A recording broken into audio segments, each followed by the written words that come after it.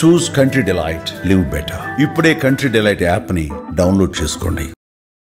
కాదండి, ఈ women commission కింద ఆ పరిధిలోకి అసలు ఏమేమి వస్తాయండి? అసలుకి ఎవరికి తెలియదు, ఇది చాలా తక్కువ మంది తెలుసు. Security, well being, development, everything related to women and a girl child.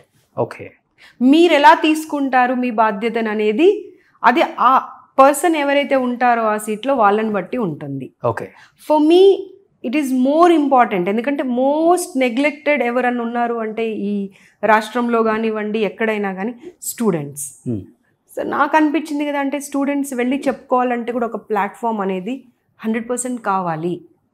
So I took up that issue. Okay, అంటే మీకు అంటే మెయిల్స్ చేయటం కానీ, కాల్స్ చేయటం కానీ, లేకపోతే టోల్ ఫ్రీ నెంబర్కి, మీకున్న నెంబర్కి కాల్ చేస్తే వెంటనే మీరు స్పందించటం ఇమీడియట్గా.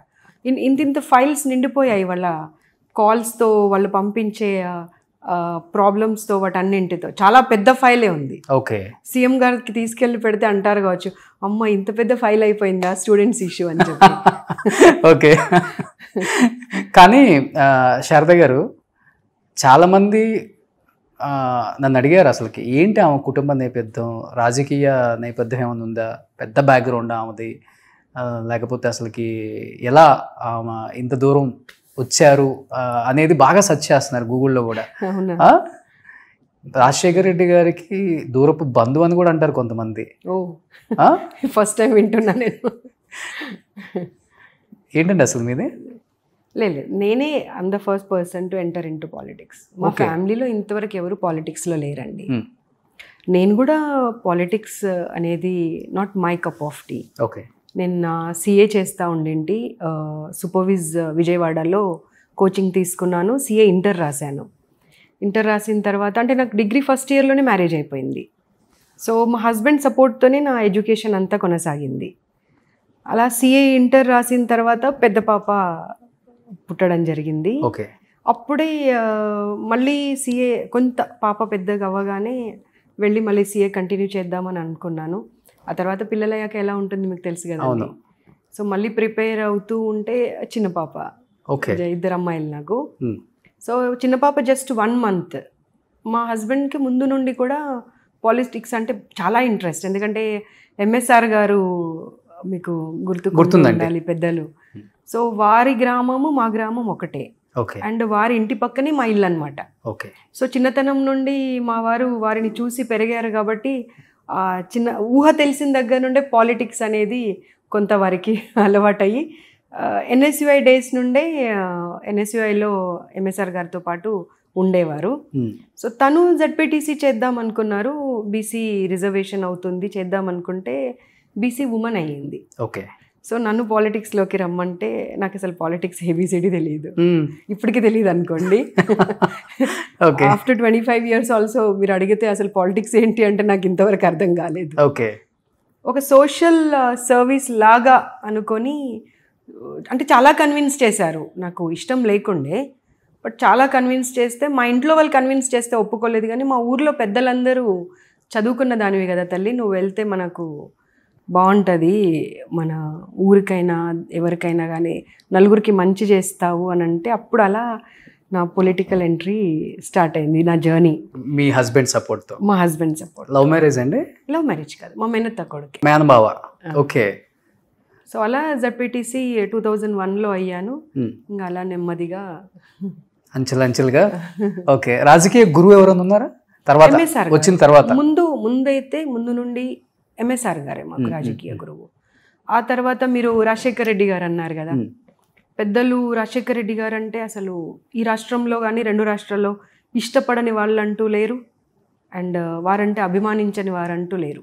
కానీ నా అదృష్టం ఏంటంటే వారు నా పైన మంచి అభిప్రాయం ఉండేది. ఓకే, మేము ఇలాగే పాలిటిక్స్ అర్థం కాక ఉండాలా వద్దా అని నేను డైలమాలో ఉన్నప్పుడు 2004లో వారు సీఎం అయిన తర్వాత ఒకరోజు వెళ్ళి అడిగాను, నాకు అసలు ఏం అర్థం కావట్లేదు, జెడ్పీటీసీ ఉన్నాను, డిస్ట్రిక్ట్ మహిళా కాంగ్రెస్ ప్రెసిడెంట్ ఉన్నాను, ఆ తర్వాత యూత్ కాంగ్రెస్లో ఉన్నాను, ఇన్ని ఉన్నాను కానీ నాకు ఎలా ముందుకు వెళ్ళాలా, ఏం చేయాలో నాకు అర్థం కావట్లేదని ఒకరోజు బాధపడ్డాను. ఎందుకంటే వారు నేను ఎప్పుడు వెళ్ళినా ఏదో బయట 2 నిమిషాలు నిలబట్టి మాట్లాడకుండా రా తల్లి అని లోపల తీసుకెళ్ళి కూర్చోబెట్టుకొని మాట్లాడేవారు. ఆ తర్వాత అప్పుడు మా హస్బెండ్తో అన్నారు, నువ్వేం కంగారు పడొద్దు, ఈ రోజు నుండి నాకు షర్మిల ఎంతనో శారదమ్మ అంత. Okay. So you leave Sharada, political career అనేది మర్చిపో బాబు, నా కూతురుతో సమానంగా చూసుకుంటా అని ఆ రోజు ఆయన బ్లెస్ చేశారు. కానీ వెంటనే ఒక 2-3 నెలల్లోనే మళ్ళీ అంటే ఒక ఎదుగుదల అనేది ఇక మొదలవుతుంది అనగానే వారు ఎలా జరిగిందో మీకు తెలుసు. కాబట్టి రాజశేఖర్ రెడ్డి గారి ఆశీస్సులు అయితే డెఫినెట్గా ఉండింది. మేబీ ఆయన ఉంటే ఇప్పుడు స్టేట్లోనూ సెంటర్లోనూ శారద గారిని వేరేలాగా చూసి ఉండేవాళ్ళం మేము, అంతే కదా. ఆ రకంగానే మళ్ళీ 2003లో ఒక మీటింగ్ జరిగింది. ఫస్ట్ టైం ఢిల్లీ వెళ్ళడం నేను, block Congress and district Congress presidents meeting. దాంట్లో నా పేరు ఎవరు ఇచ్చారో కూడా నాకు తెలియదు, మాట్లాడే అవకాశము. నేను జస్ట్ అప్పుడే వెళ్ళి కూర్చున్నాను మీటింగ్లో, నా పేరు అనౌన్స్ అయింది. ఓకే. సో వెళ్ళిపోయి మాట్లాడితే అందరికీ 1 minute 2 minutes ఇచ్చారు. కానీ నేను మాట్లాడుతుంటే మేడం సోనియా గాంధీ గారు నిలబడ్డ అతన్ని పక్కకు జరగమంటే ఆల్మోస్ట్ నేను ఎంతసేపు మాట్లాడానో నాకే తెలియదు. ఓకే. సో మాట్లాడడం అయిపోగానే పిలుచుకున్నారు నన్ను, పిలుచుకొని దాదాపుగా ఇట్లా ఒళ్ళో కూర్చోబెట్టుకున్నారు. అది ఆ రోజు ఇండియా టుడే పేపర్తో సహా ఆల్ న్యూస్ ఛానల్స్లలో ఒక 1 month వరకు ఆల్మోస్ట్ అదే న్యూస్ అన్నమాట. ఓకే. ఒక చిన్న అమ్మాయి, పొలిటికల్ అప్పుడే ఎదుగుతున్న అమ్మాయి, 2003లో ఇది. ఓకే. ఇట్లా మేడం పిలుచుకొని భుజం మీద చెయ్యేసి ఇట్లా దగ్గర ఒళ్ళో కూర్చోబెట్టుకొని మాట్లాడడం అనేది అసలు చరిత్రలో జరగలేదు. ఓ, అక్కడ దిష్టి కొట్టేసి స్పీచ్ అంత బాగా ఇచ్చేసారు అనమాట. అయితే స్పీచ్ గ్రౌండ్ రియాలిటీ మాట్లాడాను. ఓకే. స్పీచ్ అంటే ground reality, because I was జిల్లా పరిషత్ మెంబర్, డిస్ట్రిక్ట్ మహిళా కాంగ్రెస్ ప్రెసిడెంట్. సో మనకు అక్కడ ప్రాబ్లమ్స్ ఏంటి, లోకల్లో ఎదుర్కొంటున్నటువంటివి సమస్యలు ఏంటి అనేది దానిపైన మాట్లాడడం జరిగింది. కానీ రాజశేఖర్ రెడ్డి గారు కాలం చెల్లిన తర్వాత రాజశేఖర్ రెడ్డి లాగా ఇంకా అనిపించిన నాయకులు ఎవరు అనిపించలేదా మీకు? ఒక అన్నగానో, ఒక తండ్రి సమానంగానో? అందరూ ఉన్నారు, లేరని కాదు. కానీ ఆ తర్వాత పరిస్థితులు ఎలా అయ్యాయో మీకు తెలుసు కదా. వారు గతించిపోయిన తర్వాత నుండి తెలంగాణ అజిటేషన్ విపరీతంగా జరగడము, ఆ తర్వాత ఎవరు కూడా స్టేబుల్గా ఉండకపోవడము, తర్వాత 14లో ఆపోజిషన్లోకి వెళ్ళిపోవడము, 2011 నుండి నేను ఆల్ ఇండియా మహిళా కాంగ్రెస్లో కూడా ఉన్నాను, 15లో స్టేట్ మహిళా కాంగ్రెస్ ప్రెసిడెంట్గా చేయడము, ఆ అజిటేషన్స్లోనే గడిచిపోయింది. ఓకే. తర్వాత ఇప్పుడు మళ్ళీ గవర్నమెంట్ వచ్చింది. ఓకే. అండ్ ఇవాళ రేవంత్ అన్న ఉన్నారు, బట్టి గారు ఉన్నారు, శ్రీధర్ బాబు గారు ఉన్నారు, ఉత్తమ్ అన్న ఉన్నారు. వాళ్ళందరూ బ్లెస్ చేయడం వల్లనే ఇక్కడ ఉన్నాను. సో అన్నానే అంటారా రేవంత్ గారిని? అవును, అన్నానే అంటాము, రాఖీ కడతాము, వదినమ్మ దగ్గరికి వెళ్తాము, అన్ని. ఓకే.